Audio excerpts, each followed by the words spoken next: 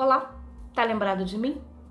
Nós estivemos conversando no vídeo anterior sobre musicalização com sinos.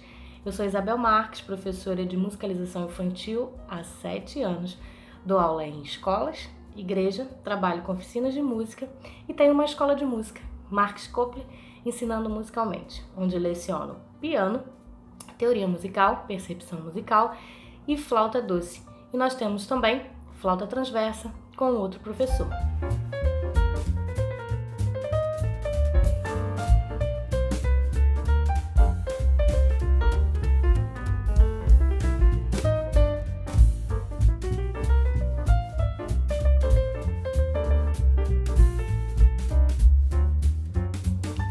Bom, hoje nós vamos para mais um vídeo, para mais uma conversa, mais uma reflexão sobre a nossa área de atuação, nós que somos professores de musicalização ou somos líderes de alguma oficina de musicalização, seja na igreja. São vários os espaços, onde a musicalização tem chegado, seja na igreja, na escola, nos espaços formais e nos espaços informais de educação. E esse vídeo é para você que tem formação ou não, mas que trabalha ou com um grupo de flautas, ou com um conjunto instrumental pequeno, ou com uma bandinha, ou trabalha na igreja com as crianças com musicalização, ou é professor de uma escola formado, ou você tem uma escola de música, ou simplesmente tem o desejo de trabalhar com musicalização, com educação musical infantil. Nós vamos conversar hoje sobre por que musicalizar. Mas antes disso, eu gostaria de pedir o seu like e pedir que você compartilhe esse vídeo com outros professores, outros colegas seus que gostam do assunto sobre musicalização, para a gente fazer esse nosso canal crescer. Nos envie também sugestões de temas, perguntas, para a gente trocar ideias e a gente compartilhar um pouco desse nosso universo, dessa nossa vivência musical. Bom, como eu disse, o termo musicalização é um termo que tem sido muito utilizado ultimamente e as escolas, as igrejas, os locais muitas das vezes não formais de aprendizagem, tem buscado muito um professor de musicalização, tá? Não necessariamente o professor que tem a formação, mas normalmente pessoas que têm algum tipo de envolvimento com a música ou tocam algum instrumento, normalmente são convidados a estarem com um grupo de crianças numa oficina de musicalização, na igreja, ou qualquer que seja o outro espaço de aprendizagem, até não formal. E também as escolas, têm buscado muito o professor de musicalização, tá? E a gente hoje vai refletir sobre a importância da musicalização. Por que musicalizar? Muitas vezes nós, que somos professores, não sabemos ao certo, pensamos que sabemos, pensamos que estamos fazendo as coisas de forma correta, que as nossas ações são corretas, mas muitas das vezes nós não estamos musicalizando de forma correta. Meio que é como se a gente entrasse meio que num piloto automático. Nós fazemos, nós praticamos aquilo já há tantos anos, há tanto tempo, entramos e saímos na sala de aula e não refletimos a respeito da nossa atuação como professor. Nossos objetivos em relação ao aluno, em relação à formação daquele indivíduo. Tá? Então, se você é uma pessoa preocupada com a formação dos seus alunos, com o futuro deles e com o desenvolvimento deles que está acontecendo agora, esse vídeo é para você. Eu gosto muito de uma definição de musicalização segundo Violeta Gainza. Ela diz o seguinte, que o objetivo específico da musicalização é musicalizar, parece meio óbvio, Mas o que é musicalizar? É tornar o indivíduo sensível e receptivo ao fenômeno sonoro, promovendo nele ao mesmo tempo respostas de índole musical. Então nós, professores de musicalização, precisamos ter esse objetivo de tornar o ambiente, por meio das nossas atividades, por meio de tudo que nós fazemos, né? Todas as nossas atividades precisam ser direcionadas, precisam ter um objetivo, precisam ser intencionais, né?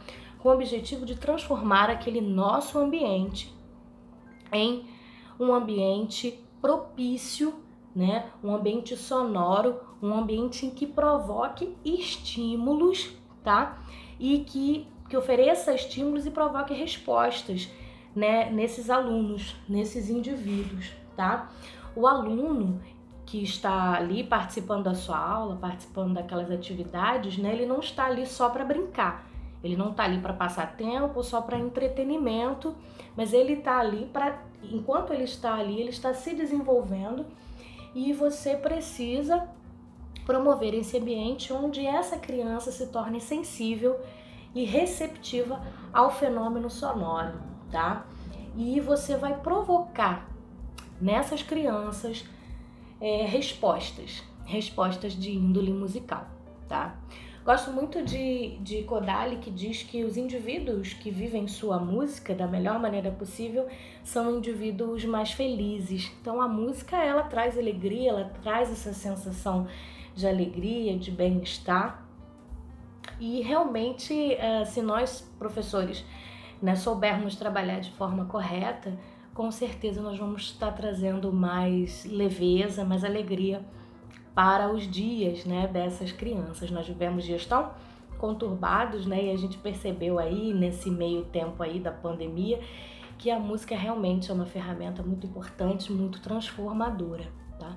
Então eu queria refletir com vocês sobre essas questões, essas questões todas que nós trabalhamos quando nós estamos dentro de sala de aula, né, ou qualquer espaço que envolva musicalização, tá? Nós vamos refletir sobre esses eixos que nós trabalhamos, que nós atingimos quando nós estamos diante de uma turma de musicalização. Quero mais uma vez deixar bem claro que essa nossa conversa aqui sobre esse espaço de musicalização envolve não só a sala de aula, tá? O espaço formal de aprendizagem, mas todos os outros espaços não formais, como, por exemplo, oficinas de música nas escolas, oficinas de música nesses projetos sociais, nas ONGs, oficinas de música na igreja, tá? Um conjunto de flautas, de sinos, né? Um conjunto percussivo, um conjunto instrumental, bandinha, seja lá um grupo de violões, seja lá qual for o trabalho que você desenvolva, um coro infantil, tá? Todos esses espaços são espaços de musicalização, tá? Não só a sala de aula. E vamos pensar aqui sobre outros aspectos, né? Nós podemos atingir, outros aspectos nós podemos chegar e trabalhar na vida dessas crianças, no desenvolvimento dessas crianças, né?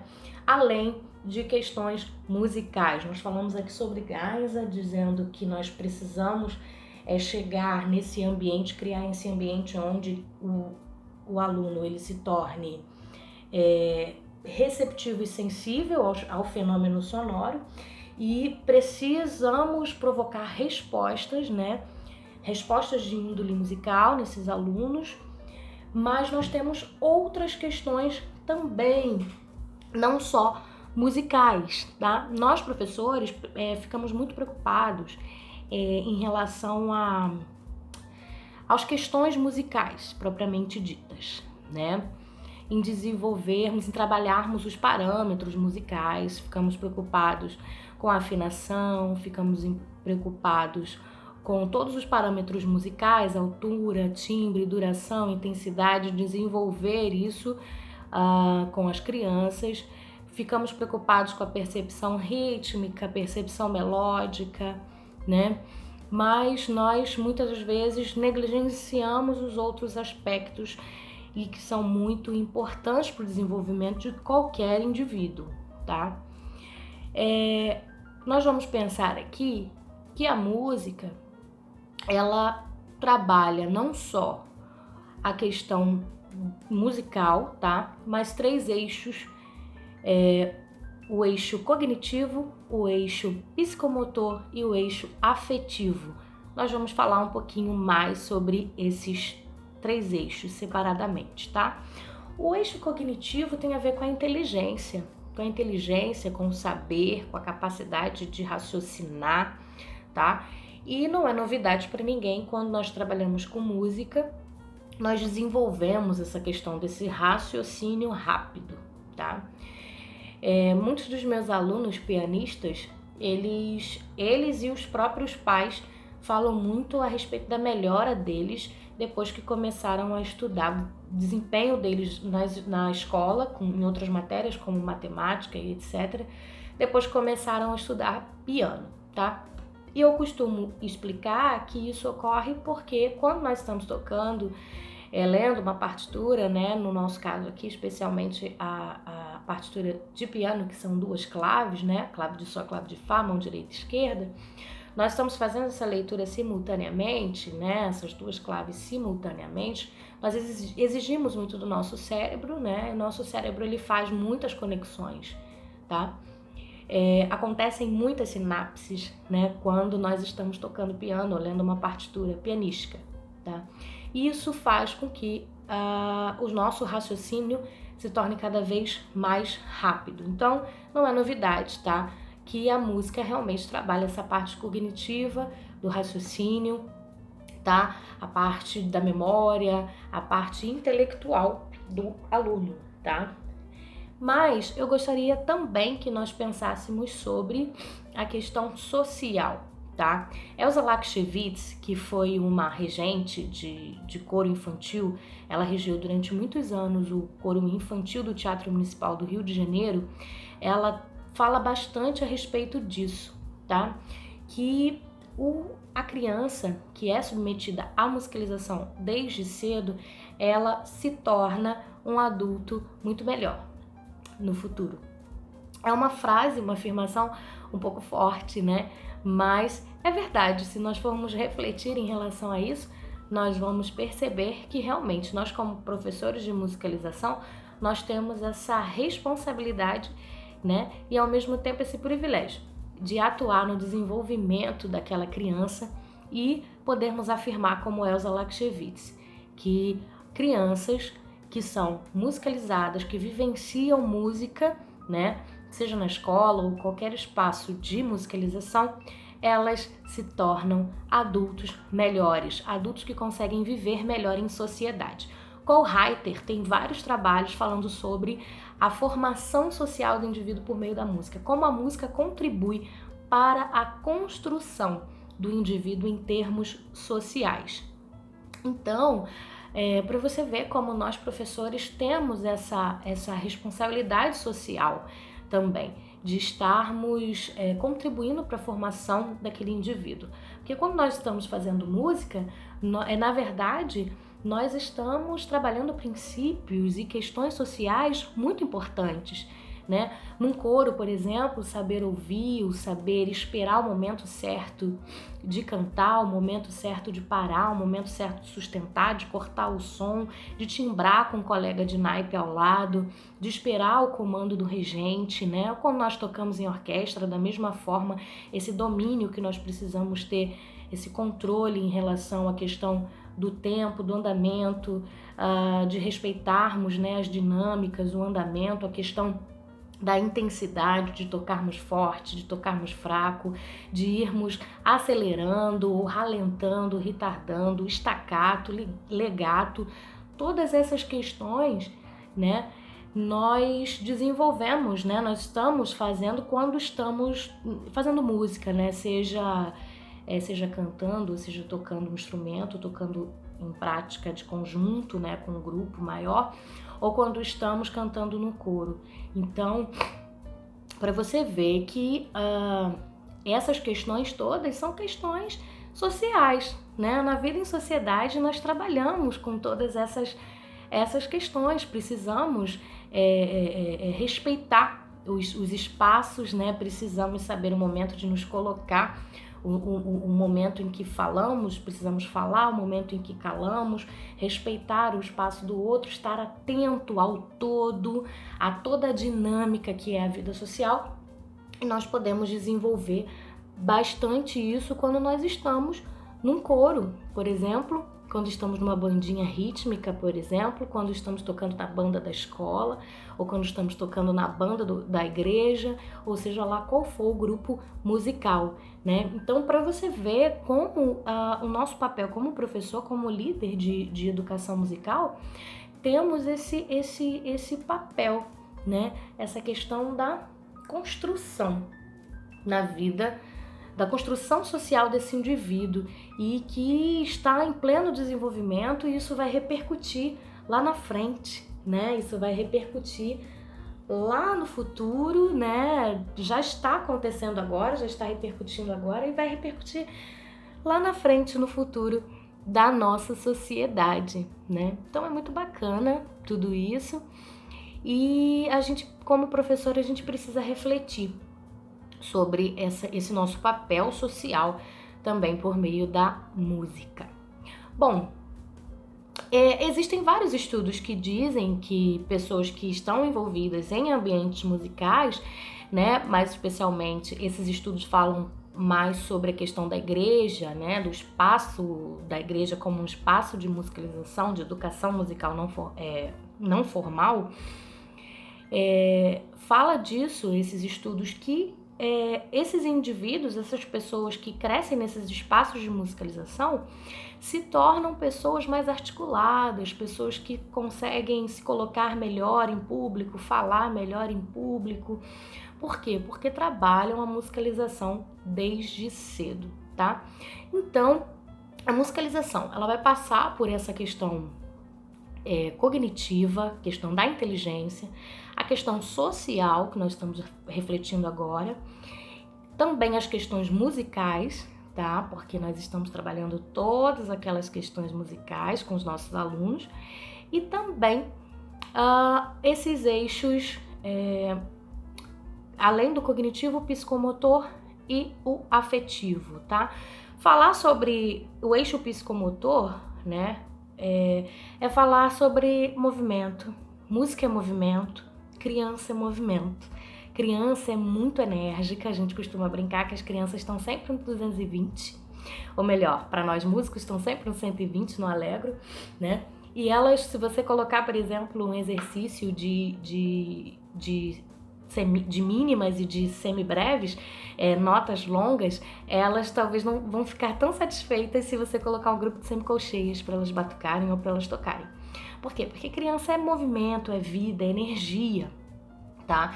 Então, falar sobre psicomotricidade é falar sobre movimento, né? E você pode trabalhar questões psicomotoras, tá? Questões motoras durante seus exercícios, porque música é movimento, música é ritmo, e você pode trabalhar esse lado psicomotor. Muitas das crianças que têm dificuldades muitos dos músicos, vamos colocar assim, que têm dificuldades com ritmo, com leitura rítmica, normalmente tiveram dificuldades com essa parte do movimento, com essa parte motora, psicomotora. Eu costumo dizer para os meus alunos de piano que uma coisa é a gente entender, tá? A gente consegue entender, identificar ali as notas, sabemos exatamente o que temos que fazer. Isso é bem rápido, tá? Essa questão de identificar na partitura o que nós temos que fazer. Trazer daqui para a mão já é uma outra história, tá? Transformar essa informação, essa questão intelectual, cognitiva, em algo mecânico, em algo que algo motor, já é uma outra questão. Muitas vezes isso é muito mais lento, tá? Então nós podemos sim desenvolver várias atividades que trabalhem o movimento desses alunos, né? E fazerem eles vivenciarem movimento, música, mais do que só trabalhar os conceitos teóricos e enchê-los de informação de natureza musical, tá? Então, essa questão da psicomotricidade é algo que nós, como professores de música, precisamos utilizar as músicas para trabalharmos com esses alunos. Uma outra questão é a questão afetiva, tá? O afetivo, ele tem muita importância. Por quê? Porque o aluno, já existem vários estudos que comprovam que os alunos que estão envolvidos nesse ambiente de afetividades, eles aprendem muito mais, tá? A aprendizagem, ela está relacionada à questão afetiva, tá? Então desenvolva isso com seus alunos, né? Essa questão da afetividade, porque você vai estar abrindo um caminho aí com eles e eles com certeza vão te ouvir e vão absorver tudo que você tem para crescer ali junto com eles, para passar para eles e para desenvolver junto com eles, tá? Então essa questão afetiva é muito importante para a aprendizagem, tá? Eu costumo dizer que é muito bacana quando a gente consegue afetar esses nossos alunos, né? Afetar nesses dois sentidos. Afetar no sentido de provocar, de provocação, afetar no sentido de afetar musicalmente, provocar respostas musicalmente, e afetar no sentido de afeto. Quando essas duas coisas acontecem, quando você afeta essas crianças por meio de estímulos sonoros, eventos sonoros, e de forma correta, e consegue provocar respostas de índole musical, e quando você de forma afetiva, poxa, você cumpriu muito bem o seu papel para o desenvolvimento dessas crianças. Bom, então nós falamos um pouco sobre essas 4 questões, tá? As questões musicais que nós trabalhamos, né, em sala de aula, as questões que envolvem cognição, tá? Psicomotricidade, afetividade e a questão social, da formação do indivíduo do ponto de vista social. Ok, agora eu queria que nós conversássemos sobre, na verdade eu gostaria de dar 3 dicas para vocês de atividades que vocês podem fazer em sala de aula, trabalhando um pouco dessas questões todas que nós conversamos aqui. Dica número 1, tá? Sobre atividades rítmicas, né? Como nós falamos, ritmo é movimento, trazer ritmo para a sala de aula, isso é muito bacana, muito importante. Isso vai gerar um interesse daqueles alunos, tá? Atividades rítmicas. Essa primeira dica é aplicando um pouco de Dalcroze, tá? Falando um pouco sobre movimento, né?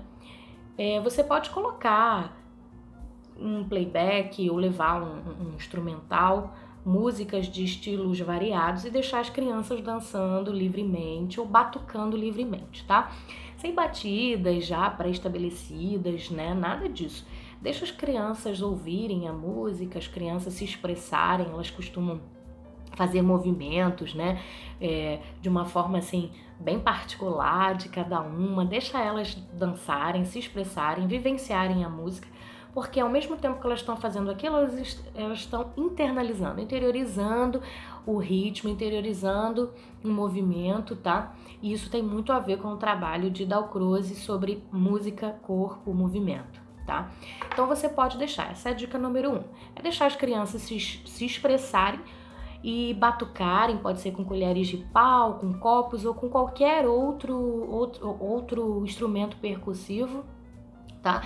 Deixa as crianças se expressarem, fazerem lá o movimento delas, batucarem, criarem lá as sequências rítmicas delas de uma forma bem livre, tá? Essa é a primeira dica, trabalhando a expressividade, o movimento, trabalhando a criatividade dessas crianças, tá?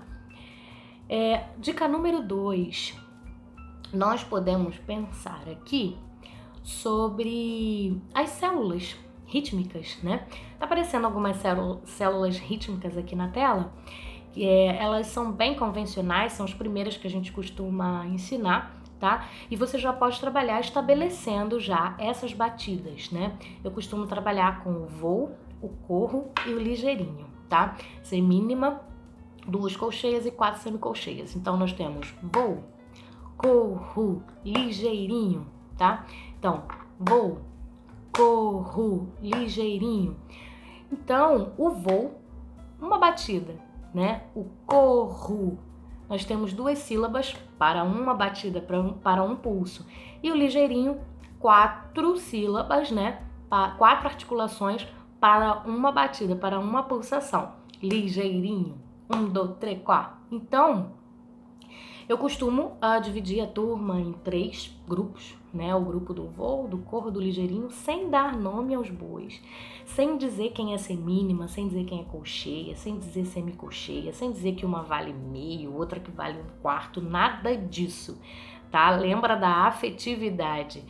E ali eu ensino uma batida e aí a gente coloca uma música e a gente vai tocar essas batidas diferentes, tá? Depois você pode alternar e colocar o grupo que estava fazendo o corro, fazendo o voo ligeirinho e assim vai. Eu tenho certeza que eles vão escolher o ligeirinho, eles gostam muito das semicolcheias. Essa é a dica número 2, tá? Mas sem você ensinar notação musical, nada disso.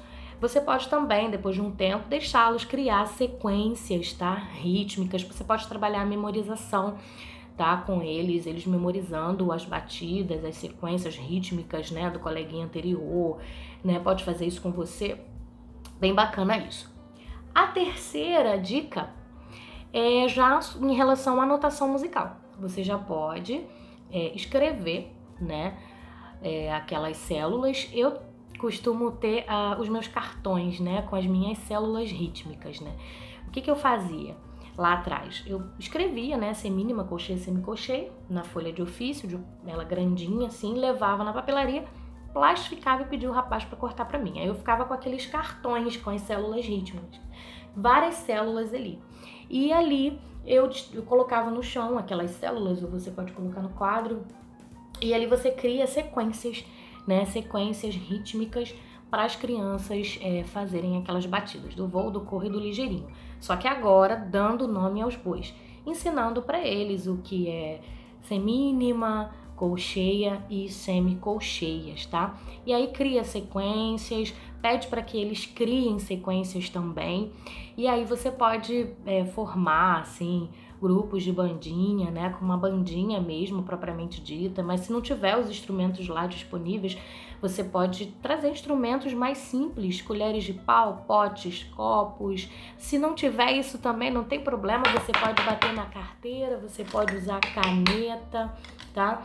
A gente precisa de muito pouco para ser feliz, né? A gente que trabalha com música precisa de muito pouco para ser feliz.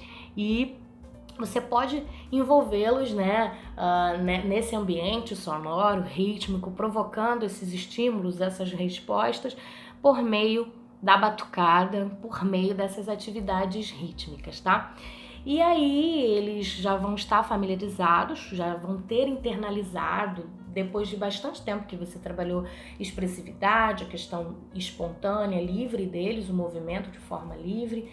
Depois você já estabeleceu ali as batidas, mas ainda não falou os nomes, né, das células, mas eles já estão familiarizados com aquela batida, com aquele movimento, e agora é o momento certo, como nós falamos sobre a questão da arte, né, da jardinagem, que você, ao invés de você já começar dando as ferramentas, ensinando os nomes, né, do alicate, da tesoura, não deixa a criança colocar a mão na terra, colocar a mão na massa, vivenciar, para depois que ela já estiver vivenciando, depois de um tempo, aí sim ela vai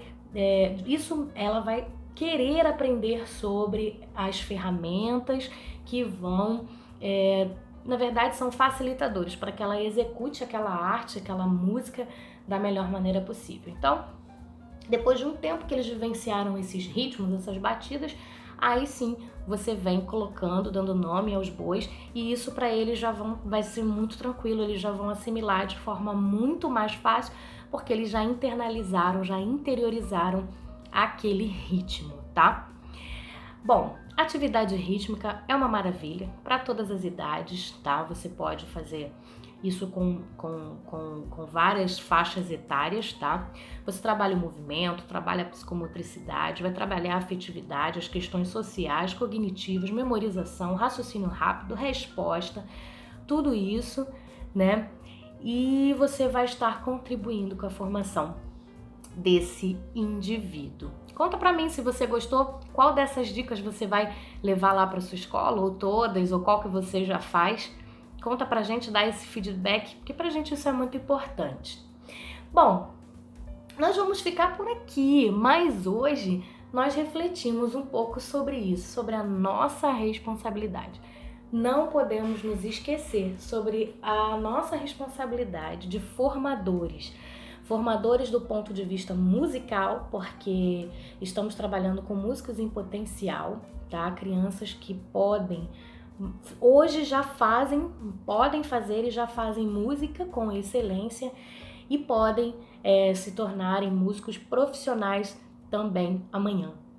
Então, nós trabalhamos essas questões musicais, nós temos a responsabilidade de trabalhar as questões sociais, tá? Nós estamos contribuindo para o desenvolvimento social desses alunos e também as questões da cognição, da inteligência, da questão motora, da psicomotricidade e da afetividade. Uma dica que eu vou deixar aqui no finalzinho, antes da gente terminar, nós falamos sobre essas atividades, sobre levarmos esses ritmos, enfim, trabalharmos essas células e tudo mais, mas você pode colocar lá o seu playback, você pode levar uma música instrumental, você pode mesmo tocar o seu teclado, o seu violão, o seu ukulele, né? Para essas crianças irem batucando lá. Estilos musicais. Costumam me perguntar muito, qual estilo musical que eu devo levar? Só músicas regionais, músicas folclóricas, posso levar funk ou só música erudita, tá? Essas questões de estilos musicais são muito peculiares, tá? A dica que eu dou é que você identifique a linguagem musical daquele local que você está trabalhando. Eu mesma já trabalhei em diversas escolas. Eu já trabalhei em escola, por exemplo, que era dentro de uma comunidade, tá? Então, identifique, reconheça o lugar onde você está pisando. Então, se você está trabalhando num local, numa comunidade, eles têm um estilo próprio, eles têm uma linguagem própria, eles têm um gosto musical peculiar, tá? Se você for trabalhar numa escola com poder aquisitivo mais alto, já tem uma outra pegada, tá? Igreja, nem se fala. Então, reconheça, identifique o lugar onde você está pisando. E aí você vai escolher as músicas de acordo com o ritmo, o estilo, de acordo com aquele determinado local, tá? Um dos erros graves do professor é achar que os alunos têm que ter o mesmo gosto musical que ele. Achar que, porque eu curto MPB, eu só vou levar MPB, só vou cantar MPB. Mas você sabe se o seu aluno gosta de MPB? Eu só gosto de música erudita. Eu tenho uma formação erudita porque eu sou pianista. Então eu gosto muito de tocar Bach. Bach é o meu compositor favorito. Mas isso não significa que eu vou levar os minuetos todos de Bach o tempo todo para as crianças tocarem isso, tá? Então, reconheça o local, esteja aberto, tá? Para que você consiga desenvolver um trabalho, você possa afetar positivamente essas crianças, né? Reconheça a linguagem musical apropriada que você irá trabalhar em cada local. E lógico que depois que você já conquistou o coração deles, eles vão estar muito abertos e receptivos a outros estilos que você queira levar, porque é muito saudável que eles estejam mergulhados em diferentes estilos musicais, enfim. Então, faça isso, descubra o gosto musical, a linguagem musical apropriada, comece com essas músicas, né? E aí sim, você pode vir com um menu de possibilidades, né? Trabalhando desde o erudito, ao popular, às músicas folclóricas, ao funk, ao samba, né? Músicas gospel, enfim, né? Você vai ter um universo de possibilidades para trabalhar com eles e eles vão estar mais receptivos a você, tá? Essas são as dicas de hoje. Nós refletimos um pouco sobre musicalização, a importância, o porquê musicalizar, né? Refletimos sobre a nossa responsabilidade como professores de afetarmos positivamente esses alunos do ponto de vista musical, cognitivo, psicomotor, afetivo e social. Te dei 3 dicas importantes de atividades rítmicas que são importantes e ao mesmo tempo muito simples de serem feitas com os alunos. E falamos um pouquinho também sobre estilos musicais, né? Qual utilizar. É isso, gente. Se você gostou desse vídeo, curta, compartilhe, chame mais um para assistir, nos dê sugestões, né, de outros vídeos e muito obrigada por me ouvir.